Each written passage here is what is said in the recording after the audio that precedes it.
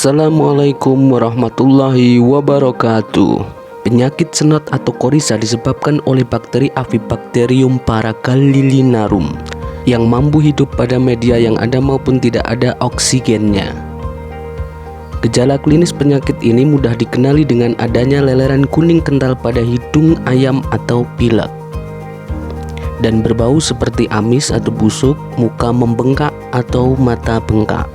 Penyakit koryza ini sering berkomplikasi dengan penyakit lain seperti CRD dan Colibagilosis atau E. coli. Dan ditemukan gejala klinis pada ayam di mana matanya membengkak dan berisi perkejuan padat dan berwarna kekuningan. Jika tidak segera diatasi, hal ini akan dapat menimbulkan kematian. Seperti yang terjadi terhadap ayam yang saya pelihara saat ini mengalami koryza dan Colibagilosis atau CRD kompleks. Setelah menggali beberapa informasi terkait penyakit ayam yang dapat saya lakukan, beberapa di antaranya adalah sebagai berikut ini. Pertama adalah memperhatikan kembali sanitasi kandang, dan selama adanya penyakit ini saya lakukan penyemprotan kandang, dan itu saya lakukan hampir setiap hari. Kemudian saya menggunakan cairan antisep, dan untuk menyemprot saya pakai sesuai dosis. Dan tentunya ayam yang terlihat sakit sudah harus kita pisahkan untuk penanganan berikutnya. Seperti yang kita lihat dalam video ini, pada bagian mata ayam ini bengkak dan terdapat perkejuan akibat komplikasi koryza dan Colibagilosis. Dan kemudian akan saya lakukan pembersihan, dan yang diharapkan adalah supaya proses penyembuhannya akan lebih cepat. Setidaknya supaya ayam ini bisa merasa lebih baik, karena sesuatu yang ada di dalam matanya kita bantu bersihkan atau kita hilangkan.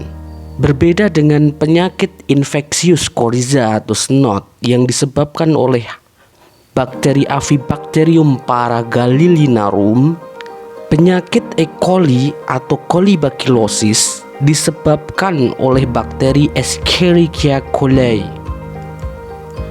Dan bakteri ini mampu hidup pada lingkungan selama 20-30 hari. Dan penularannya bisa melalui air minum, peralatan kandang, dan debu yang sudah tercemar oleh bakteri E. coli. Oleh karena itu, maka penting pula kesadaran akan kebersihan kandang perlu selalu kita perhatikan, baik dalam kandang panggung ataupun kandang postal, supaya bisa meminimalisir terjadinya penyakit pada ayam-ayam yang kita pelihara. Dan tentunya khususnya bagi peternak pemula seperti saya ini, harus memperdalam pengetahuan seputar peternakan ayam. Dan tentunya berkaitan dengan untung dan kerugian pula. Jika kita lebih paham dan tidak asal-asalan, maka akan bisa pula meminimalisir hal-hal yang bisa jadi akan merugikan, seperti sebab akibat yang terjadi terhadap penyakit ayam yang timbul. Maka dari itu, marilah kita sama-sama belajar dan saling berbagi pengetahuan tentang peternakan ayam petelur bagi para pemula khususnya. Setelah beberapa tahapan yang sudah saya lakukan dalam upaya penyembuhan beberapa penyakit yang kompleks ini atau CRD kompleks, tentu yang saya lakukan berikutnya adalah memberikannya obat yang sesuai dengan penyakit tersebut.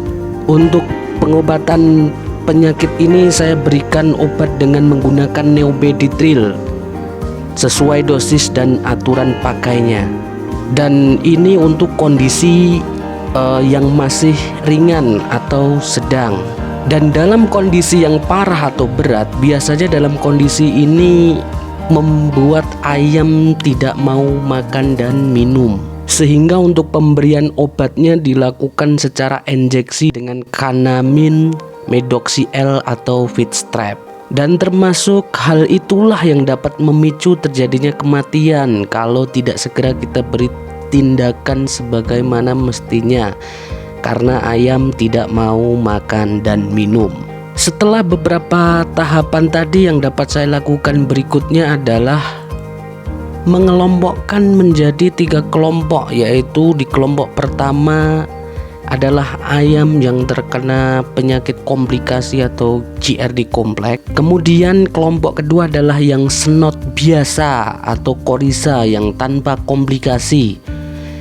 Kita lihat dalam video ini, nampak dari mereka sudah terlihat hampir pulih, karena video ini saya ambil beberapa hari masa pengobatan. Dan di kelompok ketiga adalah kelompok ayam yang setelah keluar dari kelompok 1 ataupun 2. Maksudnya adalah kelompok ayam yang sudah hampir akan dinyatakan sembuh dan akan segera dimasukkan lagi ke dalam kandang utama, atau kita kumpulkan lagi dengan ayam yang sehat lainnya. Dan itulah tadi sedikit informasi yang dapat saya sampaikan, dan bukan bermaksud untuk menggurui, namun hanya ingin sedikit saling berbagi pengalaman saja. Dan semoga video ini bisa bermanfaat bagi kita semua dan bagi pemula khususnya.